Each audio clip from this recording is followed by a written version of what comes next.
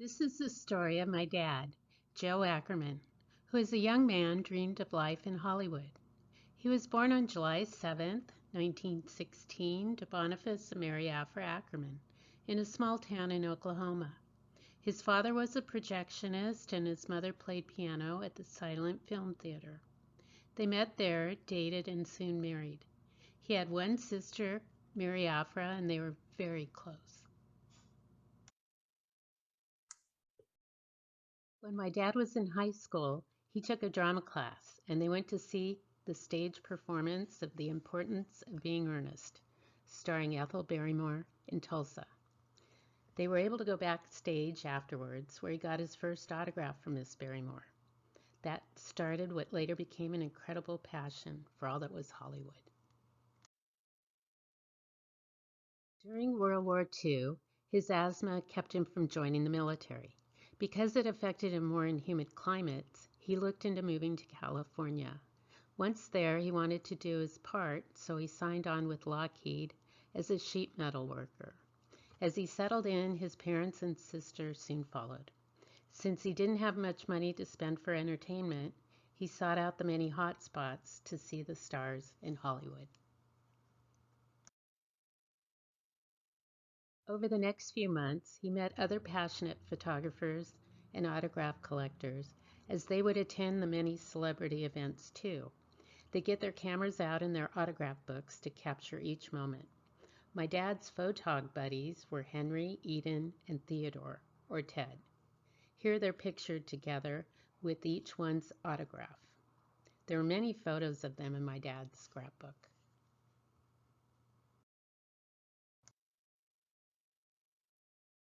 Here's an RKO filming that my dad was able to watch. The movie studios were a great place to capture photos of the stars. Columbia, Paramount, and RKO were all within walking distance of each other. The stars would leave the studio gates to walk to nearby restaurants for lunch, and he got to know their schedules. The Hollywood Canteen offered food, dancing, and entertainment for servicemen, usually on their way overseas. My dad got many of his photos and autographs here. Stars volunteered to wait on tables, cook in the kitchen, and clean up. On any given night, you would see some of Hollywood's most popular stars, ranging from radio stars to big bands. Here's a great photo of Jimmy Stewart in uniform at the canteen. Jimmy had an impressive military career. He rose to the rank of Brigadier General in the U.S. Air Force Reserve. He had several pictures of Jimmy over the years. Regardless of all the awards, my dad said he was a very down-to-earth person. Pictured here is Lana Turner, a famous star of her time. She was leaving the Hollywood Canteen with a gentleman in uniform. At the start of World War II, she became a popular pinup girl, and her image appeared painted on the noses of fighter planes with the nickname Tempest Turner.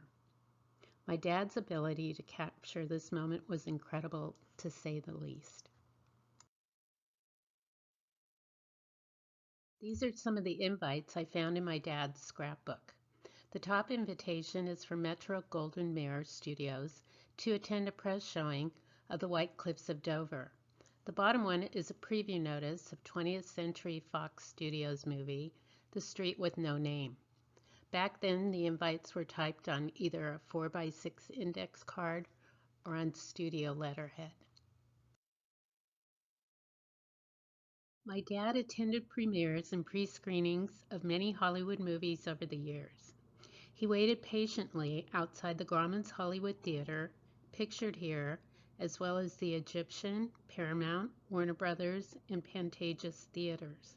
The stars would be attending premieres or catching a movie on their own. There wasn't a need for security like today. Here's a picture of Cecil B Demille, one of the most prominent film directors and producers of the Golden Age.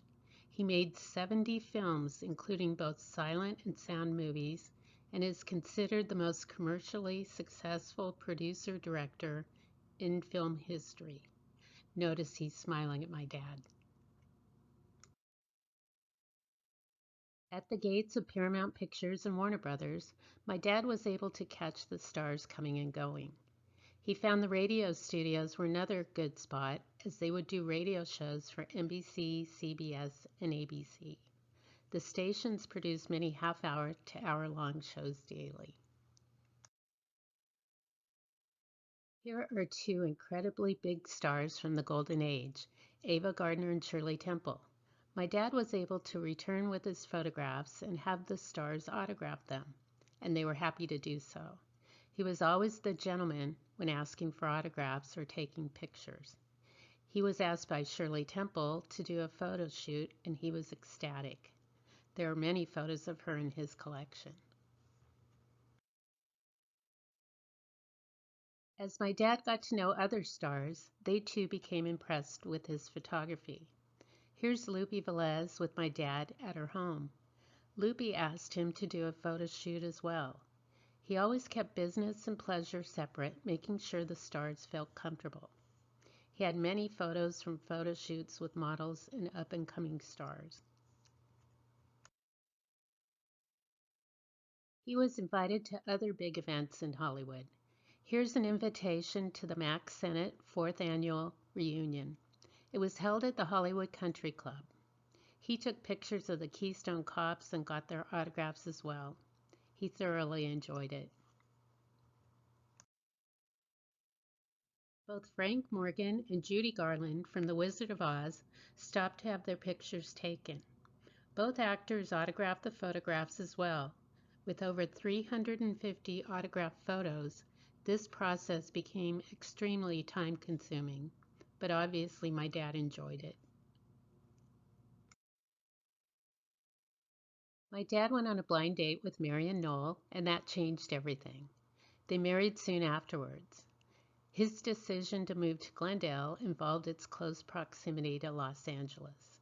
He entered a partnership and purchased Safeway Labs, which was a hearing aid and ear mold business, at the Pershing Building in downtown.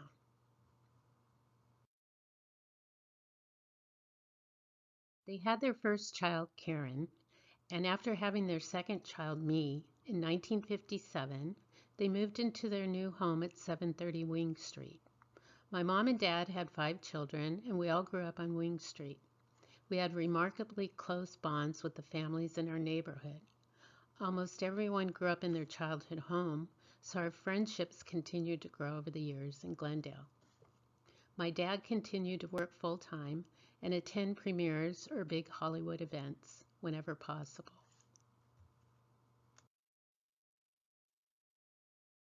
He ventured into another partnership in Glendale, where he and a close friend built and operated the first batting cage. They realized there were many baseball teams and understood the importance of organized sports for the kids. He became a coach on my brother Joe's baseball team. While continuing with his many endeavors, his collecting slowed down. Here's a picture of the Great White Hut. The Baldwins were our neighbors growing up, and Paul Baldwin purchased this Glendale icon. The Baldwin and Ackerman girls worked at the hut and have fond memories. All of us went to Holy Family Grade School and graduated from Glendale High School. My sister and I attended Glendale College. All of us kids married and eventually moved from Glendale to other areas of Southern California. He later started a sound business, providing ear molds and sound equipment for TV shows, movies, and news programs. He provided equipment for the sound technicians and had a great working relationship with many of them. He also worked with stars like Brando, De Niro, and Bette Midler, to name a few. He never mixed business and his passion, and he never asked for autographs of the stars he worked with. In 1987, my dad was invited to exhibit his autograph collection at the Hollywood Roosevelt Hotel as part of the city's centennial celebration. The hotel was built in 1926 in what is known as the golden era of Los Angeles architecture and was named after the 26th president, Theodore Roosevelt. It was financed by Louis B. Mayer, Mary Pickford, Douglas Fairbanks, and Sid Grauman. The first Academy Award ceremony was held there in 1929.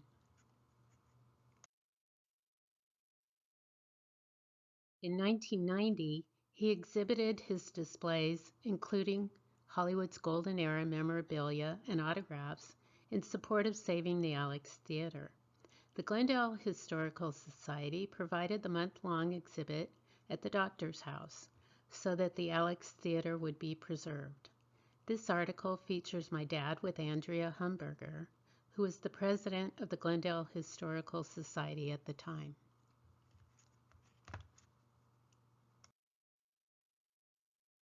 The Glendale Historical Society was key in saving the Alex Theater. The drive included 2 parties in September to help with the fundraising. The stars whose autographs were displayed by my dad all starred in movies shown at the Alex from the 1920s through the 1950s. It was considered one of the West Coast's top movie theaters. Articles in the Glendale News Press and other local papers featured the autograph hound who moved to Glendale from Oklahoma via Hollywood. He recounted several stories starting in the 40s and continuing through the 90s.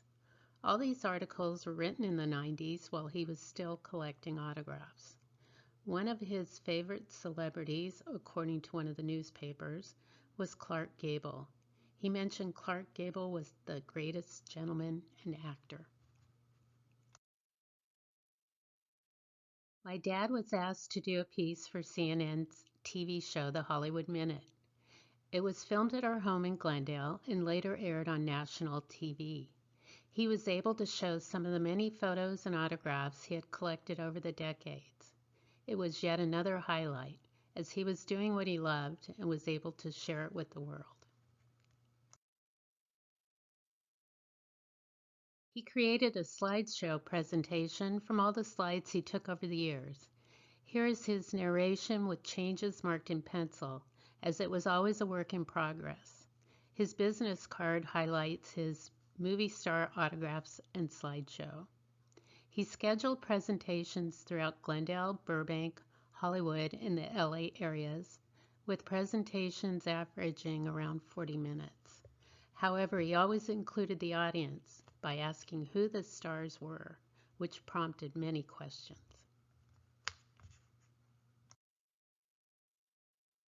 It's fun to see the slides to get a glimpse of the architecture from the 50s and 60s, not to mention the incredible fashion. His presentations of the stars were alphabetized. Here's Don Amici standing in front of the Wilshire Theater marquee. This was one of over 200 slides included in his presentation that listed the location where the photos were taken as well as the event. These pictures are Henry Fonda and Betty Grable, 2 big stars of the Golden Age.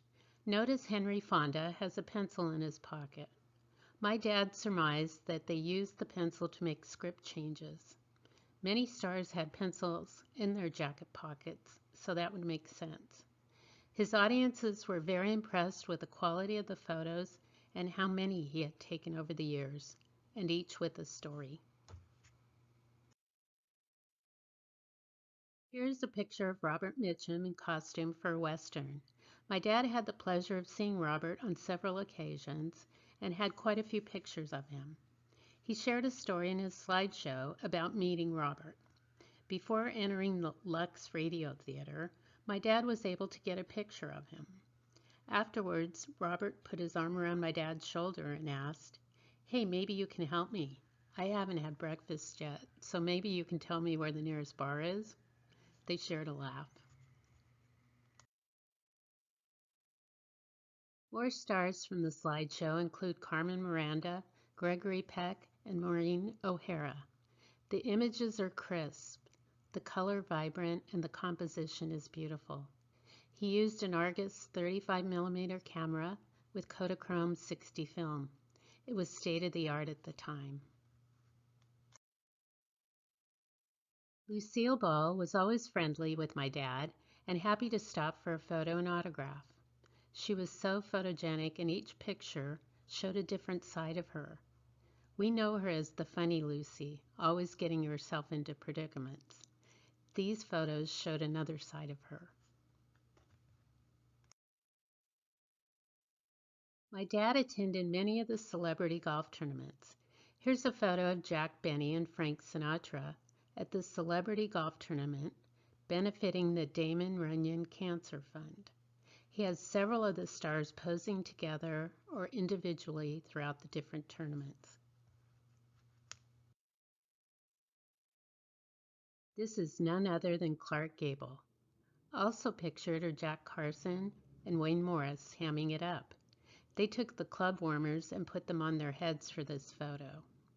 My dad was able to capture their humorous side as they clowned around on the course too. Katharine Hepburn posed for a quick photo for my dad after a celebrity tennis tournament. She had her tennis shoes in her hands, and he asked her if she would like to put them down for the photo. He remembers them looking old and worn. She said no, as they were her lucky tennis shoes, so they remained in the photo. Ringling Brothers and Barnum and Bailey Circus would always have a celebrity benefit performance on opening night.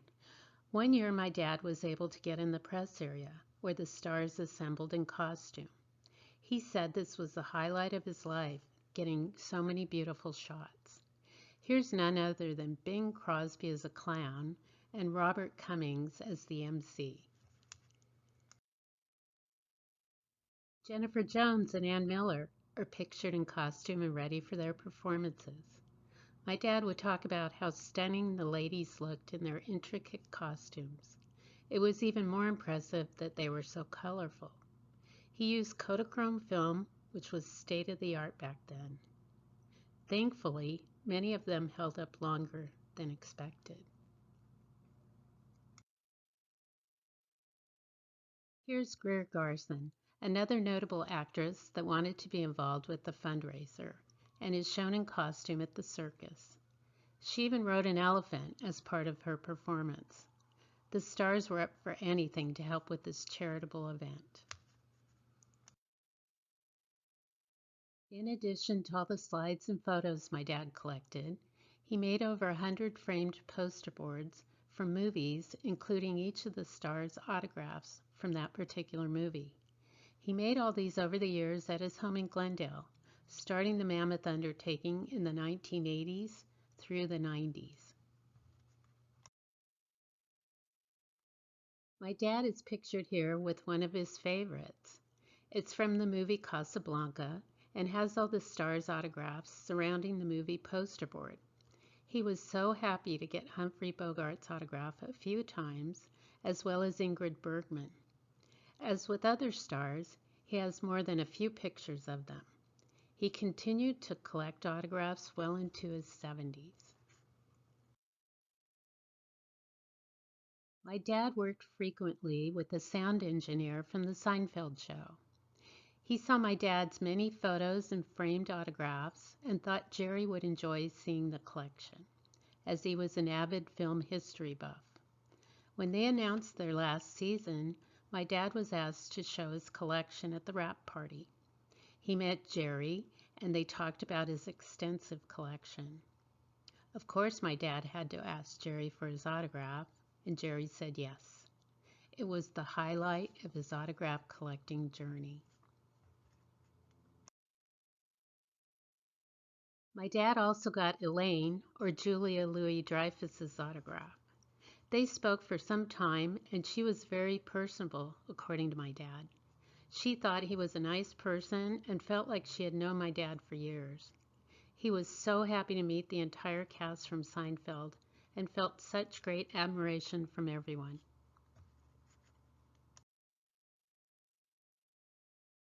My dad met Andy Ackerman at the wrap party too. Andy was the director of the show. He and Andy spent time talking about their families and how they might somehow be related. They found out they probably were not related, but both enjoyed talking to one another. Of course, my dad got Andy's autograph as well. After his passing, My dad's private collection made its home at the Hollywood Museum. The collection has been viewed by thousands of tourists for over 10 years. They always marvel at how many autographs and photographs he was able to collect himself. He never purchased an autograph or photograph. My dad's favorite picture is proudly displayed at the Hollywood Museum. It's my dad with Mae West and her chauffeur. My dad's getting her autograph on an 8x10 glossy photo, which was taken by a friend. This photo became the cover of my book, The Golden Age of Hollywood, Through the Lens of Joe Ackerman. Here's the big book of autographs that originally started as a small autograph book with a fountain pen decades ago. It is proudly displayed at the museum. Each autograph includes the star's name and a small picture of them as well. My dad's original camera, autograph book, and pen were always by his side back in the day. He used a fountain pen as it was more reliable than the ballpoint pen for the autographs. For each shot, he had to advance the film, replace the bulb, and be ready for the next star to appear. They didn't have the rapid-fire cameras like now. The book concept was discussed between my mom and myself around 2005. We knew it would be a huge undertaking, but we wanted to do it together. My brother Joe helped by meticulously scanning all the color slides as they were rapidly deteriorating. I was able to scan the black and white autograph photos. The number of photos and slides that my dad took were in the thousands. It was a daunting task to narrow down the number of images for the book. We had no idea there were so many pictures. Here are some pictures from the book. Fred Astaire stops for a bit so that my dad can take his picture. If you notice, the background sign was parking for $1. Most of the stars would park their own cars or take them into the repair shops and wait for them. Hollywood Boulevard was a good place to see the stars window shopping or catching a movie at one of the many movie theaters. This picture of Humphrey Bogart and Lauren Bacall is unfortunately overexposed. However, the image is beautiful, so my dad kept it for that reason alone. The picture isn't posed, and you can see the expressions on both their faces. They appear comfortable and unfazed by my dad's camera. Ann Miller, pictured here, looks perfect in this candid shot. She wasn't on set, just out of makeup or ready for her close-up. That's the amazing thing about my dad's collection. With each photo, you see a candid shot of the star. This is something that he was able to capture time and time again. It was a real talent. Here is the radiant shot of Lena Horne. She was very involved with entertaining the troops and appeared at the Hollywood Canteen many times. However, she refused to perform for segregated audiences. My dad had several color and black and white shots of her. The natural beauty of all these stars emulates with each picture. Here's my dad at the beginning of his incredible journey. He was able to chase his dream, run 3 successful businesses, and raise a beautiful family. People are amazed at how he was able to do all of this without skipping a beat. We as his kids had no idea the extent of his collection. What started as a hobby in the 1930s encompassed the golden age of Hollywood and beyond, ending in 2000. My dad passed away in 2002. My book, The Golden Age of Hollywood Through the Lens of Joe Ackerman, is a 192-page coffee table book reflecting my dad's odyssey. It captures a different time in Hollywood, a simpler time. It is my hope that this book embodies his passion and his love of all that was Hollywood. It is available for purchase on my website, www.joeackermanshollywood.com. Thank you so much for your time this evening.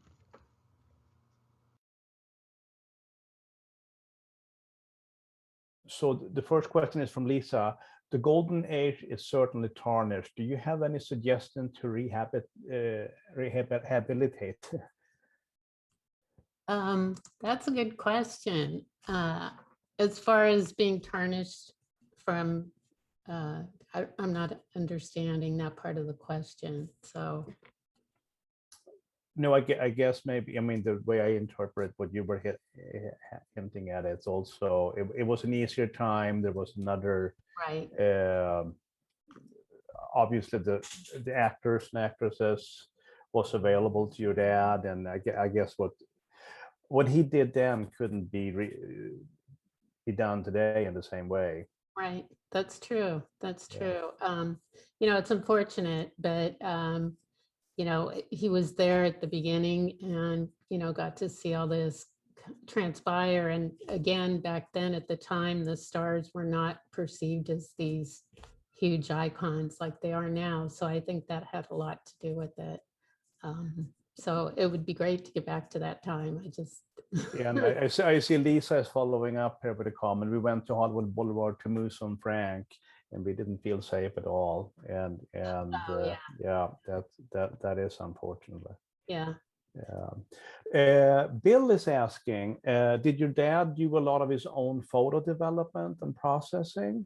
He sometimes did, but I think he got to the point where there was so much where he did have a guy that would develop everything for him and quickly, you know, with the turnaround time and everything. So yeah, he did at the start, but then he did have someone do it for him further down.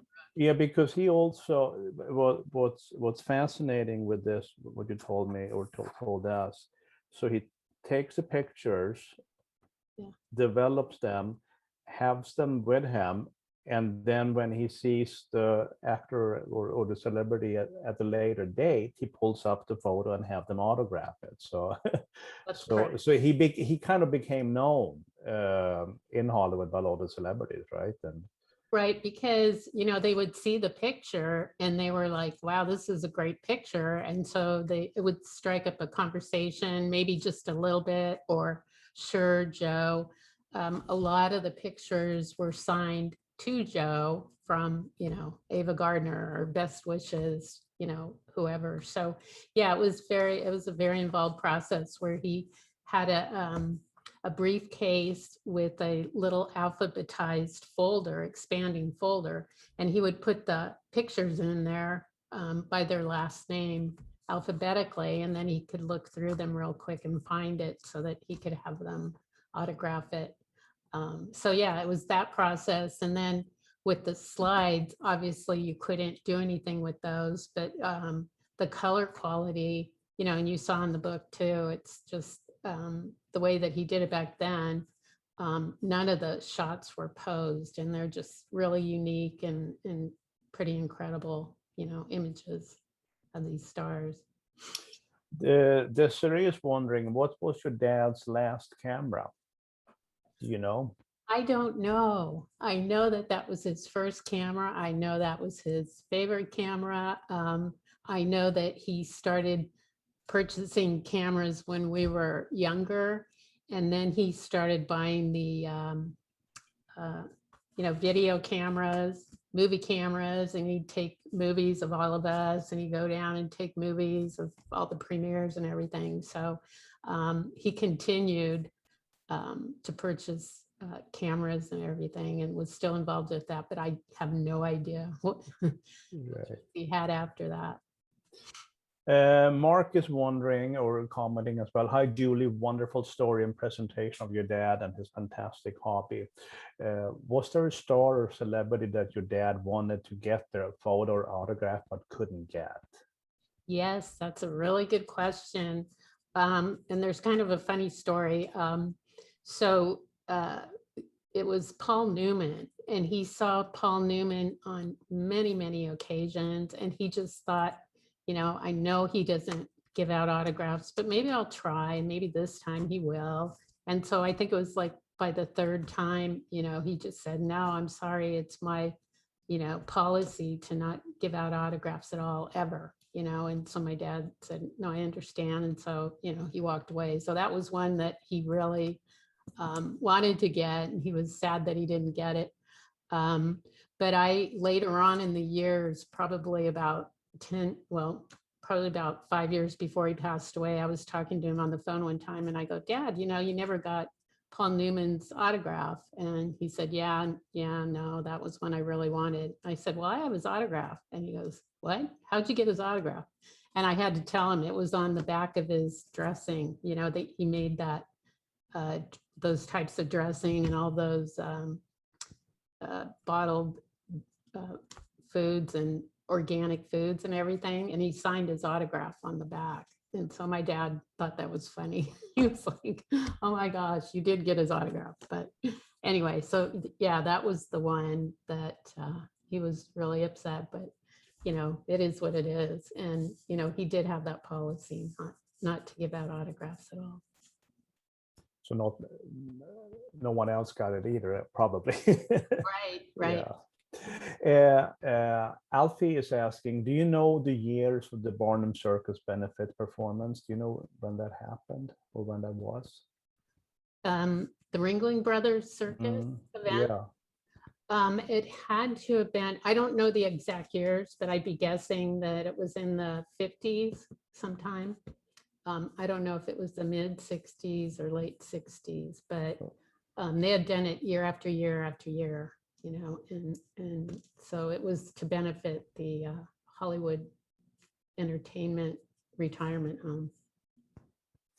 Mark is asking, was your dad able to meet or photograph Clara Bow?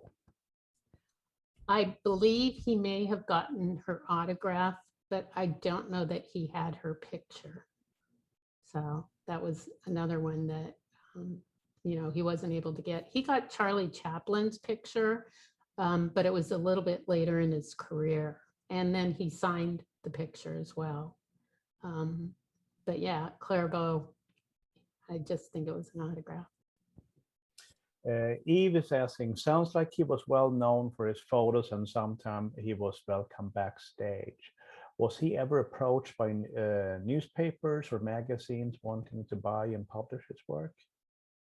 No, because when he did that back then, it was all a hobby and he didn't really go out and try to, advertise or do anything. It was just for his own personal use. And so he never did anything like that. It wasn't until he passed away that my mom and we found, all these incredible pictures and images that we knew he had taken, but that he didn't really, go out and do anything with as far as publishing. The only thing that he did do was the slideshow that he'd go around and present to people. You mentioned that the slides had notes, names, places, dates, but what about all the black and whites from the 30s, 40s, and 50s? None of those were labeled. So there were over 350 of them, and they were in those little albums that, my mom and I had found later. We didn't really know the extent of that collection, and there was over 350 of them. So I had to go back and look at each picture and figure out who those people were, and even sometimes try to look at the autograph to see who the person was. So it was really painstaking on some of them. A lot of them, you'd obviously recognize them right away. But some of them, it was like, oh my gosh, I don't want to get this wrong. Who is this person? So for those, he didn't label them or do anything. Again, he wasn't interested in doing anything with them other than enjoying them. Then Lisa's asking, hi Julie, wonderful presentation. I was lucky enough to go with your dad one time for autographs. So much fun. Will the collection remain at the museum for more years to come? It is at the point where we feel like at some point we're going to remove it and get it into the hands of people that would appreciate it, because there are a lot of collectors out there that want to see that type of thing or want to, have it for their own. So we're kind of grappling with that right now as to whether or not, how much longer it'll stay there and what we'll end up doing with it. So. Oh, our friend Mark is back. Last question. Is the Hollywood Museum open now to see your dad's collection? I believe they're opening June 30th. So you may want to go on their website. They have a website and they have a Facebook page. You can go on there and find out, but I think it's going to be June 30th is when they're going to open again. How did your relationship with your mother and father grow or change as a result of writing the book? Man, it was a real deep appreciation of my dad's work after he passed away. Like I said, most of us kids, he was more dad to us and raising us and getting us, into college and our careers and everything. So I didn't really get to see that side and get to appreciate how much he had done and just the beautiful images. I mean, from the color slides, it's just, gorgeous the way he was able to capture all these images. So that helped me, acquire much better respect for what my dad was doing at the time. We just thought he was going out and getting autographs, and doing that kind of thing. So it wasn't really clear.